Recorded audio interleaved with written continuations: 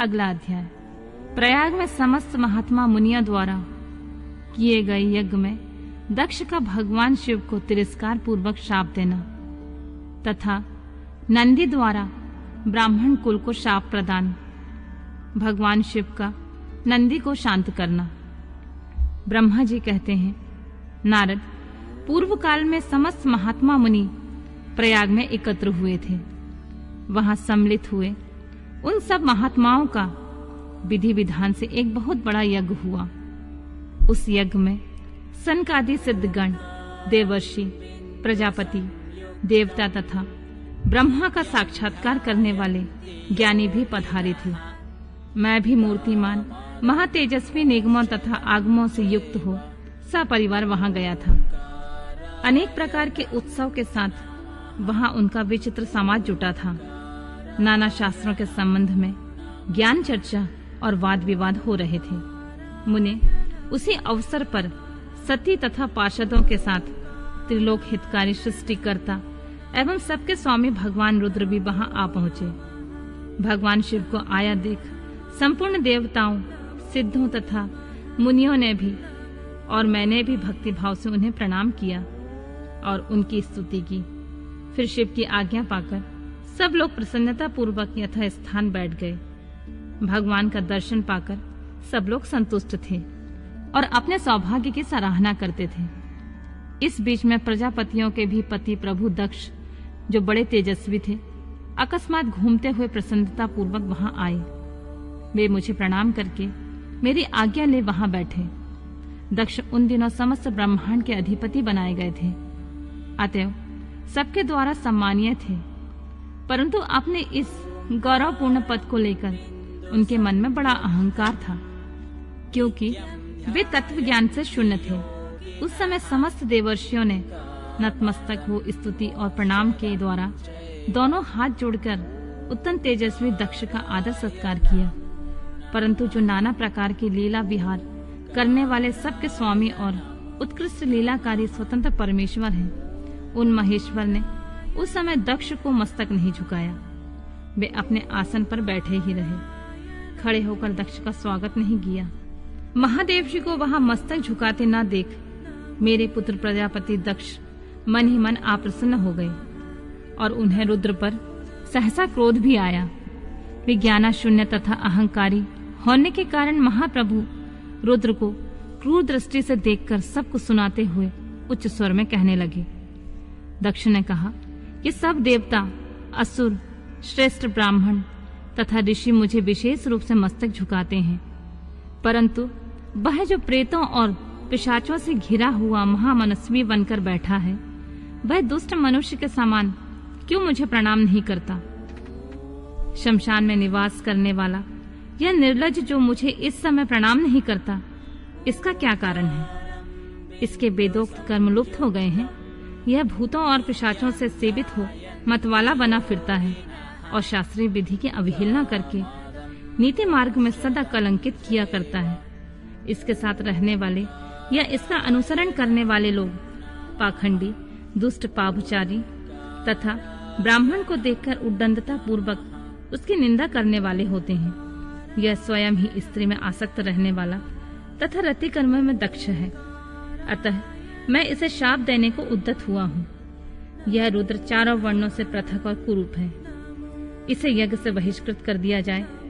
यह शमशान में निवास करने वाला तथा उत्तम कुल और जन्म से हीन है, इसलिए देवताओं के साथ यह यज्ञ में भाग ना पाए। ब्रह्मा जी कहते हैं, नारद, दक्ष की कही हुई यह बात सुन भृगु आदि बहुत से महर्षि रुद्रदेव को दुष्ट मानकर देवताओं के साथ उनकी निंदा करने लगे। दक्ष की यह बात सुनकर नंदी को बड़ा रोष हुआ। उसके नेत्र चंचल हो उठे और वे दक्ष को शाप देने के विचार से तुरंत इस प्रकार बोले। नंदीश्वर ने कहा, अरे महामूढ़, दुष्ट बुद्धि षट दक्ष, तूने मेरे स्वामी महेश्वर को यज्ञ से बहिष्कृत क्यों कर दिया? जिनके स्मरण मात्र से यज्ञ सफल तथा तीर्थ पवित्र हो जाते हैं, उन्हें महादेव को तूने शाप कैसे दे दिया? दुबुद्ध दक्ष, तूने ब्राह्मण जाति की चपलता से प्रेरित हो इन रुद्रदेव को व्यर्थ ही शाप दे डाला है। महाप्रभु रुद्र का सर्वथा निर्दोष है। तदापि तूने व्यर्थ ही उनका उपहास किया है। ब्राह्मण धम, जिन्होंने इस जगत की सृष्टि की है, जो इनका पालन करते हैं और अंत में जिनके द्वारा इनका संहार होगा, उन्हीं इन महेश्वर रूप को तूने शाप कैसे दे दिया है। नंदी के इस प्रकार फटकारने पर प्रजापति दक्ष रोष से आग बबूला हो गए और उन्हें शाप देते हुए बोले, अरे रुद्रगणों, तुम सब लोग वेद से बहिष्कृत हो जाओ, वैदिक मार्ग से भ्रष्ट तथा महर्षियों द्वारा परित्यक्त हो पाखंडवाद में लग जाओ और शिष्टाचार से दूर रहो। सिर पर जटा और शरीर में भस्म एवं हड्डियों के आभूषण धारण करके मद्यपान में आसक्त रहो। जब दक्ष ने शिव के पार्षदों को इस प्रकार शाप दे दिया, तब उस शाप को सुनकर शिव के प्रिय भक्त नंदी अत्यंत रोष के वशीभूत हो गए। शिलाद पुत्र नंदी भगवान शिव के प्रिय पार्षद और तेजस्वी हैं। वे गर्व से भरे हुए महादुष्ट दक्ष को तत्काल इस प्रकार उत्तर देने लगे। नंदीश्वर बोले, अरे शठ, दुबुद्धि दक्ष, तुझे शिव के तत्व का बिल्कुल ज्ञान नहीं है, अतः तूने शिव के पार्षदों को व्यर्थ ही शाप दिया है। अहंकारी दक्ष, जिनके चित्त में दुष्टता भरी है, उन भृगु आदि ने भी ब्राह्मण तत्व के अभिमान में आकर महाप्रभु महेश्वर का उपहास किया है। अतः यहाँ जो भगवान रुद्र से विमुख तुझ जैसे दुष्ट ब्राह्मण विद्वान हैं, उनको मैं रुद्र तेज के प्रभाव से ही श्राप दे रहा हूँ। तुझ जैसे ब्राह्मण कर्मफल के प्रशंसक वेदवाद में फंसकर वेदों के तत्व ज्ञान से शून्य हो जाएं। वे ब्राह्मण सदा भोगों में तन्मय रहकर स्वर्ग को ही सबसे बड़ा पुरुषार्थ मानते हुए स्वर्ग से बढ़कर कोई दूसरी वस्तु नहीं है, ऐसा कहते रहे और क्रोध, लोभ तथा मद से युक्त निर्लज्ज भिक्षुक बने रहें। कितने ही ब्राह्मण वेद मार्ग को सामने रखकर शूद्रों का यज्ञ कराने वाले और दारिद्र होंगे, सदा दान लेने में लीन रहेंगे। दूषित दान ग्रहण करने के कारण वे सब के सब नरकगामी होंगे। दक्ष, उनसे यह कुछ ब्राह्मण तो ब्राह्म राक्षस भी होंगे, जो परब्रह्मा शिव को सामान्य देवता समझकर उनसे द्रोह करता है, वह दुष्ट बुद्धि वाला प्रजापति दक्ष तत्व ज्ञान से विमुख हो जाए। यह विषय सुख की इच्छा से, कामना रूपी कपट से युक्त धर्म वाले गृहस्थ आश्रम से आसक्त रहकर कर्म कांड का तथा कर्म फल की प्रशंसा करने वाले सनातन वेदवाद का विस्तार करता रहे। इसका आनंदमय मुख नष्ट हो जाए। यह आत्मज्ञान को भूलकर पशु के समान हो जाए और यह दक्ष कर्म भ्रष्ट हो शीघ्र ही बकरे के मुख से युक्त हो जाए। इस प्रकार कुपित हुए नंदी ने जब ब्राह्मणों को और दक्ष ने महादेव जी को शाप दिया, तब वहां महान हाहाकार मच गया। नारद, मैं वेदों का प्रतिपादक होने के कारण शिव तत्व को जानता हूँ, इसलिए दक्ष का वह शाप सुनकर मैंने बारंबार उसकी तथा भृगु आदि की ब्राह्मणों की भी निंदा की। सदाशिव महादेव भी नंदी की यह बात सुनकर हंसते हुए मधुर वाणी में बोले और वे नंदी को समझाने लगे। सदाशिव ने कहा, नंदिन, मेरी बात सुनो, तुम तो परम ज्ञानी हो, तुम्हें क्रोध नहीं करना चाहिए। तुमने भ्रम से यह समझकर कि मुझे शाप दिया गया है, व्यर्थ ही ब्राह्मण कुल को शाप दे डाला। वास्तव में मुझे किसी का शाप छू ही नहीं सकता, अतः तुम्हें उत्तेजित नहीं होना चाहिए। वेद मंत्राक्षरमय और सूक्तमय है, उसके प्रत्येक सूत्र में समस्त देवधारियों की आत्मा प्रतिष्ठित है, अतः उन मंत्रों के ज्ञाता नित्य आत्मवेता है। इसलिए तुम रोषवश उन्हें शाप न दो। किसी की बुद्धि कितनी ही दूषित क्यों न हो, कभी किसी वेदों को शाप नहीं दे सकता।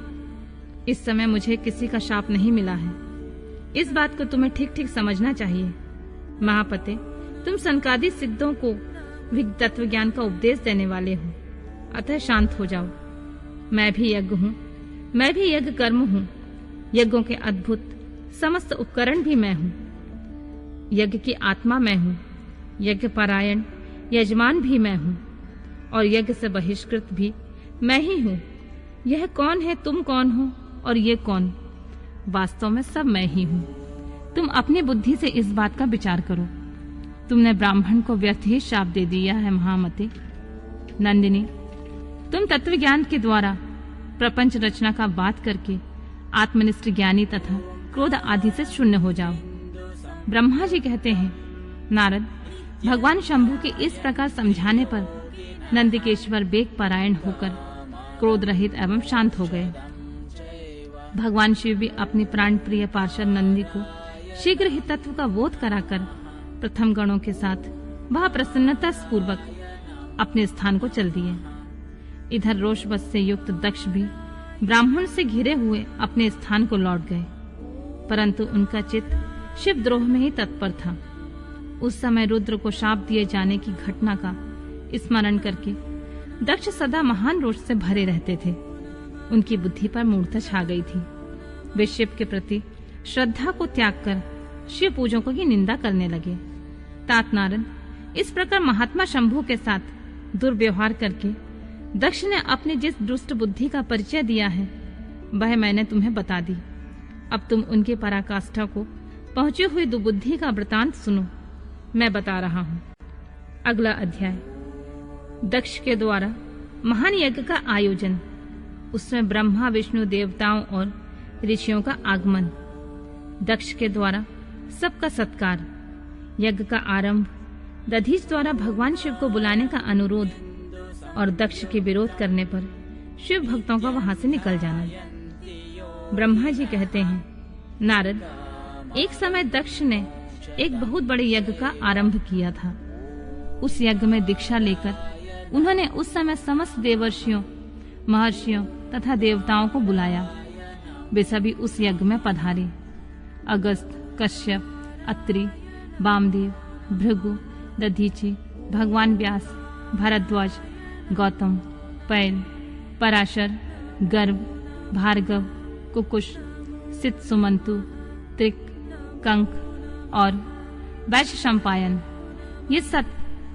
ये तथा दूसरे बहुसंख्यक मुनि अपनी स्त्री पुरुषों को लेकर मेरे पुत्र दक्ष के यज्ञ में हर्षपूर्वक सम्मिलित हुए थे।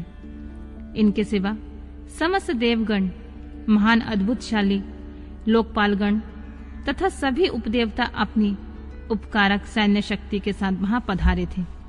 दक्ष ने प्रार्थना करके सदल बल मुझे विश्व दृष्टा ब्रह्मा को भी सत्यलोक से बुलवाया। इसी तरह भांति भांति से सादर प्रार्थना करके वैकुंठ लोक से भगवान विष्णु भी उस यज्ञ में बुलाए गए थे। शिवद्रोही दुरात्मा दक्ष ने उन सबका बड़ा सत्कार किया। विश्वकर्मा ने अत्यंत दीप्तिमान, विशाल और बहुमूल्य दिव्य भवन बनाए थे। दक्ष ने वे ही भवन समागत अतिथियों को ठहरने के लिए दिए। वे लोग सम्मानित होकर उन संपूर्ण भवनों में यथा योग्य स्थान पाकर ठहरे हुए थे। दक्ष का वह महायज्ञ उस समय कनखल नामक तीर्थ में हो रहा था। दक्ष ने भृगु आदि तपोधनों से ऋत्विज बनाया। सब लोग सम्मानित हो उन संपूर्ण भवनों में यथा योग्य स्थान पाकर ठहरे हुए थे। दक्ष का वह महायज्ञ उस समय कनखल नामक तीर्थ में हो रहा था। उसमें दक्ष ने भृगु आदि तपोधनों से ऋत्विज बनाया। संपूर्ण मरुद गणों के साथ स्वयं भगवान विष्णु उसके अधिष्ठाता थे। वे वेदत्रयी की विधि को दिखाने या बताने वाला ब्रह्मा बना था। इसी तरह संपूर्ण दिक्पाल अपने आयुधों और परिवारों के साथ द्वारपाल एवं रक्षक बने थे और सदा कौतूहल पैदा करते थे। स्वयं यज्ञ सुंदर रूप धारण करके दक्ष के उस यज्ञ मंडल में उपस्थित था। महामुनियों में श्रेष्ठ सभी महर्षि स्वयं वेदों को धारण करने वाले हुए थे। अग्नि ने भी उस यज्ञ महोत्सव में शीघ्र ही हविष्य ग्रहण करने के लिए अपने सहस्र रूप प्रकट किए थे। वहां 88,000 ऋत्विज एक साथ हवन करते थे। 64,000 देवर्षि उद्गाता थे। अर्धव्यूह एवं होता भी उतने ही थे। नारद आदि देवर्षि और सप्तर्षि पृथक पृथक गाथा गान कर रहे थे। दक्ष ने अपने उस महायज्ञ में गंधर्वों, विद्याधरों, सिद्धों, 12 आदित्यों, उनके गणों, यज्ञों तथा नागलोक में विचरने वाले समस्त नागों का भी बड़ी संख्या में वर्ण किया था। ब्रह्मर्षि, राजर्षि और देवर्षि के समुदाय तथा बहुसंख्यक नरेश भी उसमें आमंत्रित थे, जो अपने मित्रों, मंत्रियों तथा सेनाओं के साथ आए थे। यजमान दक्ष ने उस यज्ञ में वसु आदि समस्त गण देवताओं का भी वरण किया था। कौतुक और मंगलाचार करके जब दक्ष ने यज्ञ की दीक्षा ली तथा जब उनके लिए बारंबार स्वस्ति वाचन किया जाने लगा, तब वे अपनी पत्नी के साथ बड़ी शोभा पाने लगे। इतना सब करने पर दुरात्मा दक्ष ने उस यज्ञ में भगवान शंभु को आमंत्रित नहीं किया। उनकी दृष्टि में कपालधारी होने के कारण वे निश्चय ही यज्ञ में भाग पाने योग्य नहीं थे। सती प्रजापति दक्ष की प्रिय पुत्र थी, तो भी कपाली की पत्नी होने के कारण दोषदर्शी दक्ष ने उन्हें अपने यज्ञ में नहीं बुलाया। इस प्रकार जब दक्ष का वह यज्ञ महोत्सव आरंभ हुआ और यज्ञ मंडप में आए हुए सब ऋत्विज अपने अपने कार्य में संलग्न हो गए, उस समय भगवान शंकर को वहां उपस्थित न देख शिव भक्त दधीचि का चित्त अत्यंत उद्विग्न हो उठा और वे यूं बोले। दधीच ने कहा, मुख्य मुख्य देवताओं तथा महर्षियों, आप सब लोग प्रशंसा पूर्वक मेरी बात सुने। इस यज्ञ महोत्सव में भगवान शंकर नहीं आए हैं, इसका क्या कारण है? यद्यपि वे देवेश्वर बड़े बड़े मुनि और लोकपाल यहाँ पधारे हुए हैं, तथापि उन महात्मा पिनाक मणि शंकर के बिना यह यज्ञ अधिक शोभा नहीं पा रहा है। बड़े बड़े विद्वान कहते हैं कि मंगलमय भगवान शिव की कृपा दृष्टि से ही समस्त मंगल कार्य संपन्न होते हैं। जिनका ऐसा प्रभाव है, वे पुराण पुरुष वृषभ ध्वज परमेश्वर नीलकंठ यहाँ क्यों नहीं दिखाई दे रहे हैं? दक्ष जिनके संपर्क में आने पर अथवा जिनके स्वीकार कर लेने पर अमंगल भी मंगल हो जाते हैं, तथा जिनके 15 नेत्रों से देखे जाने पर बड़े बड़े नगर तत्काल मंगलमय हो जाते हैं, उनका इस यज्ञ में पदार्पण होना अत्यंत आवश्यक है। इसलिए तुम्हें स्वयं ही परमेश्वर शिव को यहाँ शीघ्र बुलाना चाहिए, अथवा ब्रह्म प्रभावशाली भगवान विष्णु, देवराज इंद्र, लोकपालगण, ब्राह्मणों और सिद्धों की सहायता से सर्वथा प्रयत्न करके इस समय यज्ञ की पूर्ति के लिए तुम्हें भगवान शंकर को यहाँ ले आना चाहिए। आप सब लोग उस स्थान पर जाएं जहाँ महेश्वर देव विराजमान हैं। वहां से दक्ष नंदिनी सती के साथ भगवान शंभु को तुरंत यहाँ ले आएं। देवेश्वरों, जगदम्बा सहित वे परमात्मा शिव यदि यहाँ आ गए तो सब कुछ पवित्र हो जाएगा। उनके स्मरण से, उनके नाम लेने से सारा कार्य पुण्यमय हो जाएगा। अतः पूर्ण प्रयत्न करके भगवान वृषभ ध्वज को यहाँ ले आना चाहिए। भगवान शंकर के यहाँ पदार्पण करते ही यह यज्ञ पवित्र हो जाएगा, अन्यथा कभी पूरा नहीं हो सकेगा। यह मैं सत्य कहता हूँ। दधीच का यह वचन सुनकर दुष्ट बुद्धि वाले मूढ़ दक्ष ने हंसते हुए रोष पूर्वक कहा, भगवान विष्णु संपूर्ण देवताओं के मूल हैं, जिनमें सनातन धर्म प्रतिष्ठित है। जब इनको मैंने सादर पूर्वक बुला लिया है, तब इस यज्ञ में क्या कमी हो सकती है? जिनके वेद, यज्ञ और नाना प्रकार के समस्त कर्म प्रतिष्ठित हैं, वे भगवान विष्णु तो यहाँ आ ही गए हैं। इनके सिवा सत्य लोक में लोक पितामह ब्रह्मा वेदों, उपनिषदों और विविध आगमों के साथ यहाँ पधारे हैं। देवगणों के साथ स्वयं देवराज इंद्र का भी शुभ आगमन हुआ है, तथा आप जैसे निष्पाप महर्षि भी यहाँ आ गए हैं। जो जो महर्षि यज्ञ में सम्मिलित होने के योग्य, शांत और सुपात्र हैं, वे वेद और वेदार्थ के तत्व को जानने वाले हैं और दृढ़ता पूर्वक व्रत का पालन करते हैं। वे सब और स्वयं आप भी जब यहाँ पदार्पण कर चुके हैं, तब हमें यहाँ रुद्र से क्या प्रयोजन है विप्रवर? मैंने ब्रह्मा जी के कहने से ही अपनी कन्या रुद्र को दी थी। वैसे मैं जानता हूँ हर कुलीन नहीं है, उनकी न माता है न पिता है। वे भूत प्रेतों और पिशाचों के स्वामी हैं, अकेले रहते हैं। उनका अतिक्रमण करना दूसरों के लिए अत्यंत कठिन है। वे आत्म प्रशंसक, मूढ़, जड़, मौनी और ईर्ष्यालु हैं। इस यज्ञ कर्म में बुलाए जाने योग्य नहीं है, इसलिए मैंने उन्हें यहाँ नहीं बुलाया है। अतः दधीच जी, आपको फिर कभी ऐसी बात नहीं करनी चाहिए। मेरी प्रार्थना है कि आप सब लोग मिलकर मेरे इस महान यज्ञ को सफल बनाएं। दक्ष की बात सुनकर दधीच ने समस्त देवताओं और मुनियों के सुनते हुए यह सार्वगर्भित बात कही। दक्ष, उन भगवान शंकर के बिना यह महान यज्ञ अयज्ञ हो गया। अब यह यज्ञ कहलाने योग्य नहीं रह गया। विशेषतः इस यज्ञ में तुम्हारा विनाश हो जाएगा। ऐसा कहकर दधीच दक्ष की यज्ञशाला में अकेले ही निकल पड़े और तुरंत अपने आश्रम को चल दिए। तदनंतर जो मुख्य मुख्य शिव भक्त तथा शिव के मत का अनुसरण करने वाले थे, वे भी दक्ष को वैसा ही शाप देकर तुरंत वहां से निकले और अपने आश्रम को चले गए। मुनिवर दधीच तथा दूसरे ऋषियों के उस यज्ञ मंडप से निकल जाने पर दुष्ट बुद्धि शिवद्रोही दक्ष ने उन मुनियों का उपहास करते हुए कहा, जिन्हें शिव प्रिय हैं, वे नाम मात्र के ब्राह्मण दधीच चले गए। उन्हीं के समान वे दूसरे थे, वे भी मेरी यज्ञशाला से निकल गए। यह बड़ी शुभ बात हुई। मुझे सदा यही अभीष्ट है देवेश। देवताओं और मुनियों, मैं सत्य कहता हूँ, जिनके चित्त की विचार शक्ति नष्ट हो गई है, जो मंद बुद्धि हैं और मिथ्यावाद में लगे हुए हैं, ऐसे वेद बहिष्कृत दुराचारी लोगों को यज्ञ कर्म में त्याग ही देना चाहिए। विष्णु आदि आप सब देवता और ब्राह्मण वेदवादी हैं, अतः मेरे इस यज्ञ को शीघ्र ही सफल बनाएं। ब्रह्मा जी कहते हैं, दक्ष की यह बात सुनकर शिव की माया से मोहित हुए समस्त देवर्षि उस यज्ञ मंडप में देवताओं का पूजन और हवन करने लगे। मुनीश्वर नारद, इस प्रकार उस यज्ञ को जो शाप मिला उसका वर्णन किया गया है। अब यज्ञ के विध्वंस की घटना को बताया जाता है, सो उसे आदर पूर्वक सुनो। अगला अध्याय। दक्ष यज्ञ का समाचार पा सती का शिव से वहां चलने के लिए अनुरोध। दक्ष के शिव द्रोह को जानकर भगवान शिव की आज्ञा से देवी सती का पिता के यज्ञ मंडप की ओर शिव गणों के साथ प्रस्थान।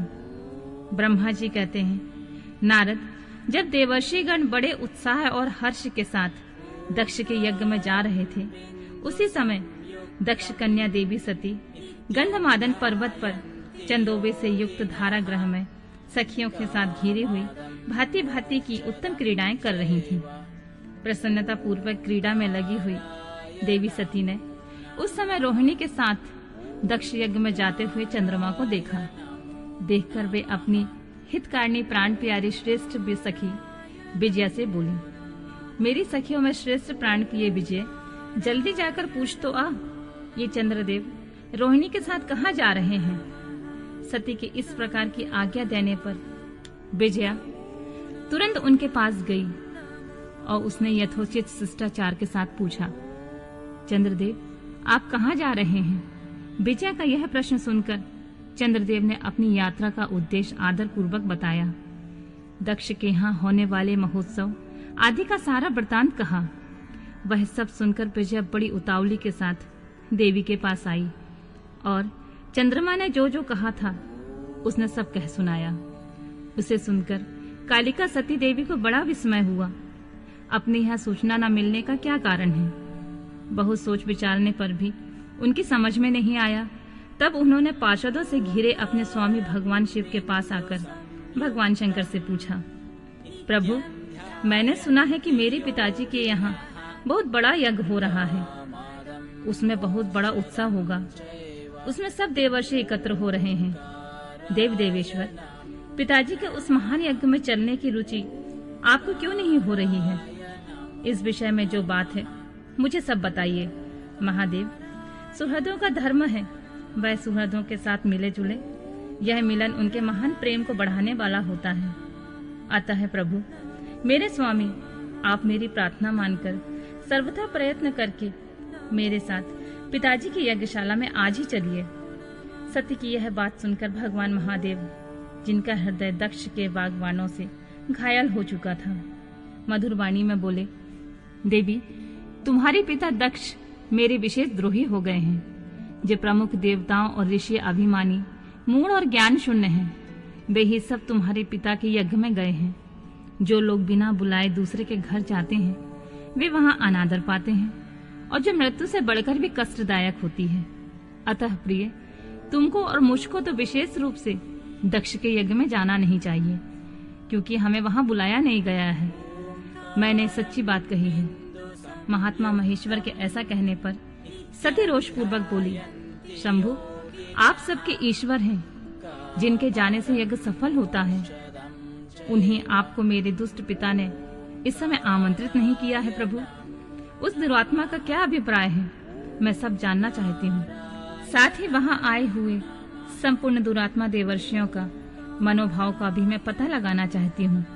अतः प्रभु, मैं आज ही पिता के यज्ञ में जाती हूँ। नाथ महेश्वर, आप मुझे जाने की आज्ञा दे दें।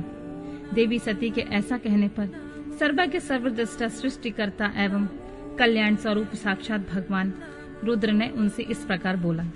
शिव ने कहा, उत्तम व्रत का पालन करने वाली देवी, यदि इस प्रकार तुम्हारी रुचि वहां अवश्य जाने के लिए हो गई है, तो मेरी आज्ञा से तुम शीघ्र ही अपने पिता के यज्ञ में जाओ। यह नंदी वृषभ सुसज्जित है। तुम एक महारानी के अनुरूप राजोपचार साथ ले सादर इस पर सवार हो बहुसंख्यक प्रथम गणों के साथ यात्रा करो। प्रिय, इस विभूषित वृषभ पर आरूढ़ हो। रुद्र के इस प्रकार आदेश देने पर सुंदर आभूषणों से अलंकृत सती देवी सब साधनों से युक्त हो पिता के घर चली। परमात्मा शिव ने उन्हें सुंदर वस्त्र आभूषण तथा परम उज्जवल छत्र चामर आदि महाराजोचित उपचार दिए। भगवान शिव की आज्ञा से 60,000 रुद्रगण बड़ी संख्या में प्रसन्नता और महान उत्साह के साथ कौतूहल पूर्वक सती के साथ गए। उस समय वहां यज्ञ के लिए यात्रा करते समय सब और महान उत्साह होने लगा। महादेव जी के गण ने शिव प्रिया सती के लिए बड़ा भारी उत्सव रचाया। वे सभी गण कौतूहल पूर्ण कार्य करने तथा सती और शिव के यश को गाने लगे। शिव के प्रिय और महान वीर प्रथम गण प्रसन्नता पूर्वक उछलते कूदते चल रहे थे। जगदम्बा की यात्रा काल में सब प्रकार से बड़ी बड़ी भारी शोभा हो रही थी। उस समय जो सुखद जय जयकार आदि का शब्द प्रकट हुआ, उससे तीनों लोग गूंज उठे। अगला अध्याय। यज्ञशाला में शिव का भाग न देखकर सती के रोषपूर्ण वचन, दक्ष द्वारा शिव की निंदा सुन दक्ष तथा देवताओं को धिक्कार फटकार कर सती द्वारा अपने प्राण त्याग का निश्चय। ब्रह्मा जी कहते हैं, नारद, दक्ष कन्या सती उस स्थान पर गईं जहां वह महान प्रकाश से युक्त यज्ञ हो रहा था। वहां देवता, असुर और मुनींद्र आदि के द्वारा कौतूहल पूर्ण कार्य हो रहे थे। सती ने वहां अपने पिता के भवन को नाना प्रकार के आश्चर्यजनक वस्तुओं से संपन्न, उत्तम प्रभा से परिपूर्ण, मनोहर तथा देवताओं और ऋषियों के समुदाय से भरा हुआ देखा। देवी सती भवन के द्वार पर जाकर खड़ी हुई और अपने वाहन नंदी से उतरकर अकेली ही शीघ्रता पूर्वक यज्ञशाला के भीतर चली गईं। सती को आई देख उनकी यशस्विनी माता वीरनी ने और उनकी बहनों ने उनका यथोचित आदर सत्कार किया, परंतु दक्ष ने उन्हें देखकर भी कुछ आदर सत्कार नहीं किया। उन्हीं के भय से शिव की माया से मोहित हुए दूसरे लोग भी उनके प्रति आदर का भाव न दिखा सके। मुने, सब लोगों के द्वारा तिरस्कार प्राप्त होने से सती को बड़ा विस्मय हुआ, तो भी उन्होंने अपने माता पिता के चरणों में मस्तक झुकाया। उस यज्ञ में सती ने विष्णु आदि देवताओं के भाग देखे, परंतु शंभु का भाग उन्हें कहीं नहीं दिखाई दिया। तब सती ने दूसरा क्रोध प्रकट किया। वे अपमानित होने पर भी रोष से भरकर सब लोगों की ओर क्रूर दृष्टि से देखती हुई और दक्ष को जलाती हुई बोली।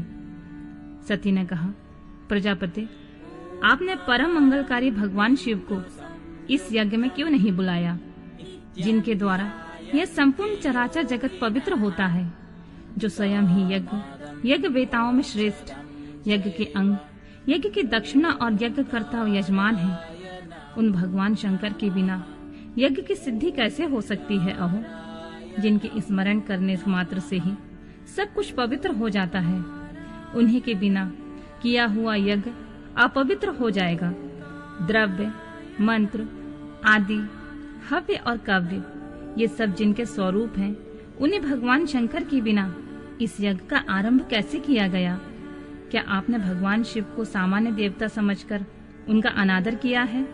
आज आपकी बुद्धि भ्रष्ट हो गई है, इसलिए आप पिता न होकर भी मुझे अधर्म जच रहे हैं।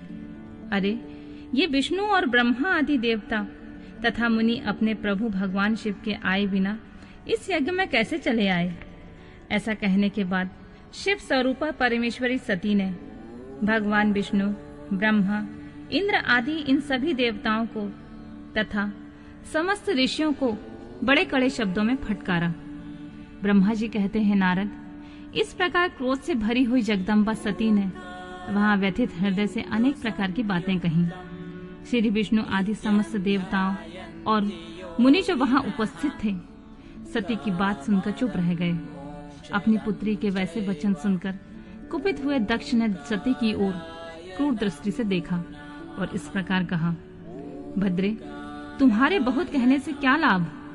इस समय तुम्हारा यहाँ कोई काम नहीं है। तुम जाओ या ठहरो, यह तुम्हारी इच्छा पर निर्भर है। तुम यहाँ आई ही क्यों? समस्त विद्वान जानते हैं कि तुम्हारे पति शिव अमंगल रूप हैं। वे कुलीन भी नहीं हैं, वेद से बहिष्कृत हैं और भूतों, प्रेतों तथा पिशाचों के स्वामी हैं। वे बहुत ही कुवेश धारण किए रहते हैं, इसलिए रुद्र को इस यज्ञ में नहीं बुलाया गया है। बेटी, मैं रुद्र को अच्छी तरह जानता हूँ, अतः जानबूझकर ही मैंने देवर्षियों की सभा में उन्हें आमंत्रित नहीं किया है। रुद्र को शास्त्र के अर्थ का ज्ञान नहीं है, वे उद्दंड और दुरात्मा है। मुझ मूढ़ पापी ने ब्रह्मा के कहने पर उनके साथ तुम्हारा विवाह कर दिया था, अतः तुम क्रोध छोड़कर स्वस्थ हो जाओ, शांत हो जाओ। इस यज्ञ में तुम आ ही गई हो तो स्वयं अपना भाग ग्रहण करो। दक्ष के ऐसा कहने पर उनकी त्रिभुवन पूजिता पुत्री सती ने शिव की निंदा करने वाले अपने पिता की ओर जब दृष्टिपात किया तब उनका रोष और भी बढ़ गया। वे मन ही मन सोचने लगी कि अब मैं शंकर जी के पास कैसे जाऊंगी। यदि शंकर जी के दर्शन की इच्छा से वे वहां गईं और उन्होंने यहाँ का समाचार पूछा तो मैं उन्हें क्या उत्तर दूंगी। तदनंतर तीनों लोकों की जननी सती रोषवेद से युक्त एक लंबी सांस खींचते हुए अपने दुष्ट हृदय पिता दक्ष से बोली। सती ने कहा, जो महादेव की निंदा करता है अथवा जो उनकी होती हुई निंदा को सुनता है, वे दोनों तब तक नरक में पड़े रहते हैं जब तक चंद्रमा और सूर्य विद्यमान है।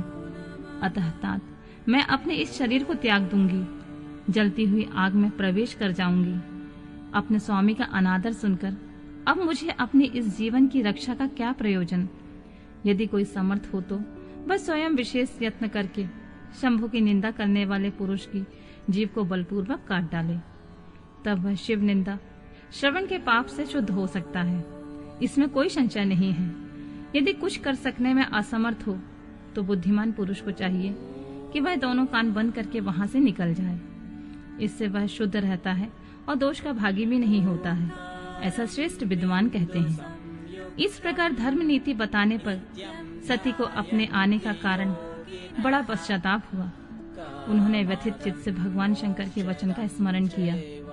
फिर सती अत्यंत कुपित हो दक्ष से उन विष्णु आदि समस्त देवताओं से तथा मुनिया से भी निडर होकर बोली, तात, तुम भगवान शंकर के निंदक हो, इसके लिए तुम्हें पश्चाताप होगा या महान दुख भोगकर अंत में तुम्हें यातना भोगनी पड़ेगी।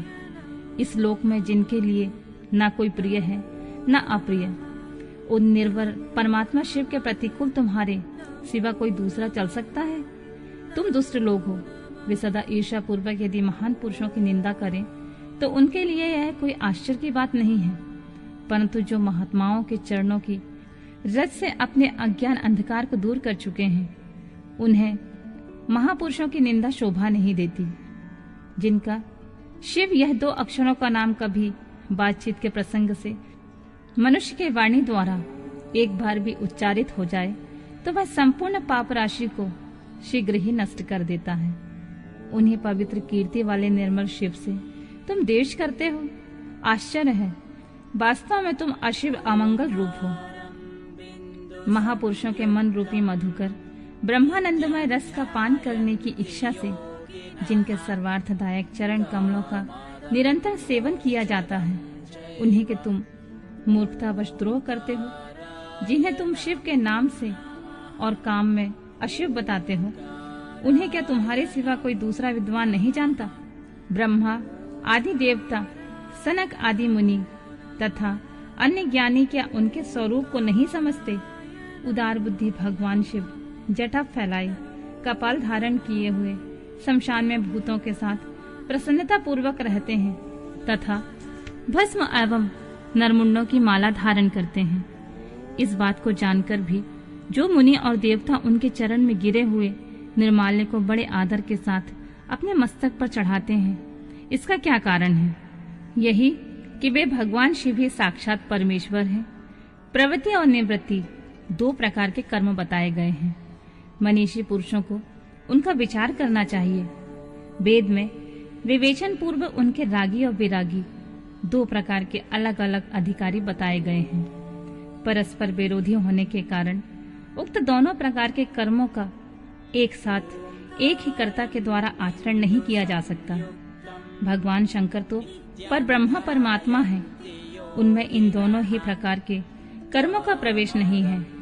उन्हें कोई कर्म प्राप्त नहीं होता है, उन्हें किसी प्रकार के कर्म करने की आवश्यकता नहीं है। पिताजी, हमारा ऐश्वर्य अव्यक्त है, उनका कोई लक्षण व्यक्त नहीं है। सदा आत्मज्ञानी महापुरुष ही उनका सेवन करते हैं। तुम्हारे पास ऐश्वर्य नहीं है। यज्ञशालाओं में रहकर वहां के अन्न से तृप्त होने वाले कर्मठ लोगों को जो भोग प्राप्त होता है उसमें वह ऐश्वर्य बहुत दूर है। जो महापुरुष की निंदा करने वाला और दुष्ट है उसके जन्म को धिक्कार है। विद्वान पुरुष को चाहिए कि उनके संबंध को विशेष रूप से प्रयत्न करके त्याग दें। जिस समय भगवान शिव तुम्हारे साथ मेरा संबंध दिखलाते हुए मुझे दाक्षायणी कहकर पुकारेंगे, उस समय मेरा मन सहसा अत्यंत दुखी हो जाएगा। इसलिए तुम्हारे अंग से उत्पन्न हुए सदा शव के तुल्य घृणित इस शरीर को मैं उस समय निश्चित ही त्याग दूंगी और ऐसा करके सुखी हो जाऊंगी। हे देवताओं और मुनियों, तुम सब लोग मेरी एक बात सुनो। तुम्हारे हृदय में दुष्टता आ गई है। तुम लोगों का यह कर्म सर्वथा अनुचित है। तुम सब लोग मूढ़ हो गए हो, क्योंकि शिव की निंदा और कलह तुम्हें प्रिय है। अतः भगवान हर से तुम्हें इस कुकर्म का निश्चय ही पूरा पूरा दंड मिलेगा। ब्रह्मा जी कहते हैं, नारद, उस यज्ञ में तथा दक्ष और देवताओं से ऐसा कहकर सती देवी चुप हो गईं और मन ही मन अपने प्राण वल्लभ शंभु को स्मरण करने लगी।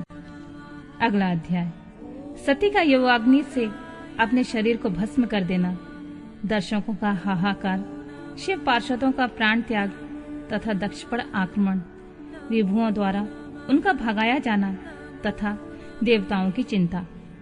ब्रह्मा जी कहते हैं, नारद, मौन हुई सती देवी अपने पति का सादर स्मरण करके शांतचित हो सहसा उत्तर दिशा की भूमि पर बैठ गईं। उन्होंने विधि पूर्वक जल का आचमन करके वस्त्र ओढ़ लिया और पवित्र भाव से आंखें मूंदकर पति का चिंतन करती हुई वे योग मार्ग में स्थित हो गईं। उन्होंने आसन को स्थिर कर प्राणायाम द्वारा प्राण और अपान को एक रूप करके नाभि चक्र में स्थित किया।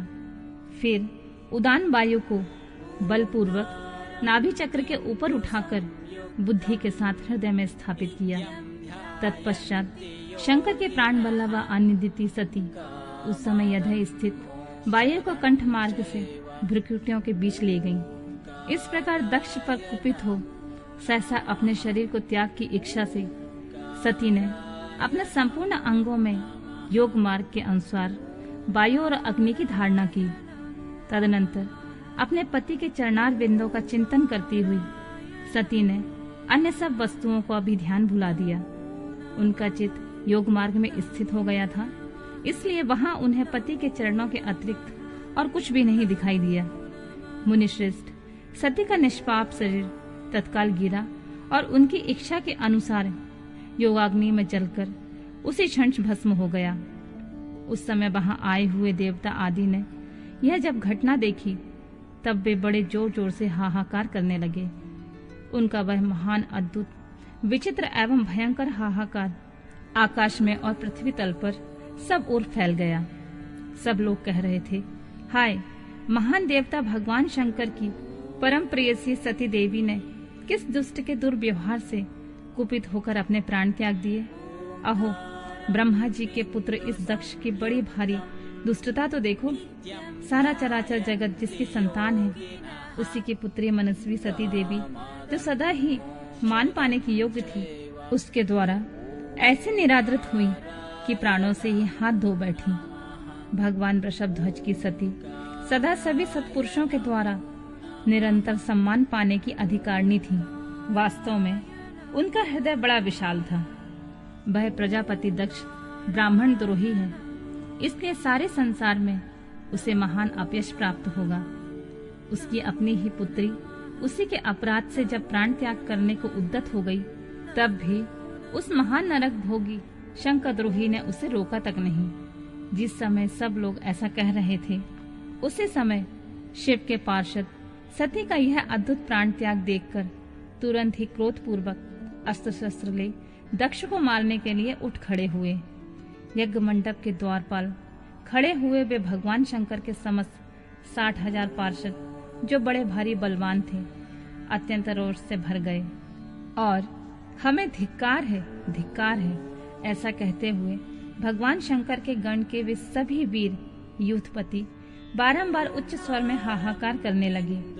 देवर्षि कितने ही पार्षद तो वहां शोक से ऐसे व्याकुल हो गए कि वे अत्यंत तीखे प्राण नाशक शस्त्रों द्वारा अपने ही मस्तक और मुख आदि अंगों पर आघात करने लगे। इस प्रकार 20,000 पार्षद उसी समय दक्ष कन्या के सती होने के साथ ही नष्ट हो गए। वह एक अद्भुत सी बात हुई। नष्ट होने से बचे हुए महात्मा शंकर के वे प्रथम गण क्रोध युक्त दक्ष को मारने के लिए हथियार लिए उठ खड़े हुए। मुने उन आक्रमणकारी पार्षदों का वेग देखकर भगवान भृगु ने यज्ञ में विघ्न डालने वालों का नाश करने के लिए नियत दक्षिणा अग्नि में आहुति दी। भृगु के आहुति देते ही यज्ञ कुंड से रिभु नामक सहस्त्रों महान देवता, जो बड़े प्रबल और वीर थे, वहां प्रकट हो गए। मुनीश्वर उन सबके हाथ में जलती हुई लकड़ियां थीं। उनके साथ प्रथम गणों का अत्यंत विकट युद्ध हुआ, जो सुनने वालों के भी रोंगटे खड़े कर देने वाला था। उस ब्रह्म तेज से संपन्न महावीर रिभुओं की वह सब ओर से ऐसी मार पड़ी, जिससे प्रथम गण बिना अधिक प्रयास के ही भाग खड़े हुए। इस प्रकार उन देवताओं ने उन शिव गणों को तुरंत मार भगाया। यह अद्भुत सी घटना भगवान शिव की महाशक्ति की इच्छा से ही हुई। यह सब देखकर ऋषि इंद्रादि देवता, मरुदगण, विश्वदेव, अश्विनी कुमार और लोकपाल चुप ही रहे। कोई सब ओर से आकर यहाँ भगवान विष्णु से प्रार्थना करते थे कि किस तरह यह विघ्न टल जाए, और वे उद्विग्न होकर बार बार विघ्न निवारण के लिए आपस में सलाह करने लगे। प्रथम गणों के नाश होने और भगाए जाने से जो भावी परिणाम होने वाला था, उसका भली भांति विचार करके उत्तम बुद्धि वाले श्री विष्णु आदि देवता अत्यंत उद्विग्न हो उठे थे। मुनि इस प्रकार दुरात्मा शंकर द्रोही ब्रह्मा बंधु दक्ष के यज्ञ में उस समय बड़ा भारी विघ्न उपस्थित हो गया।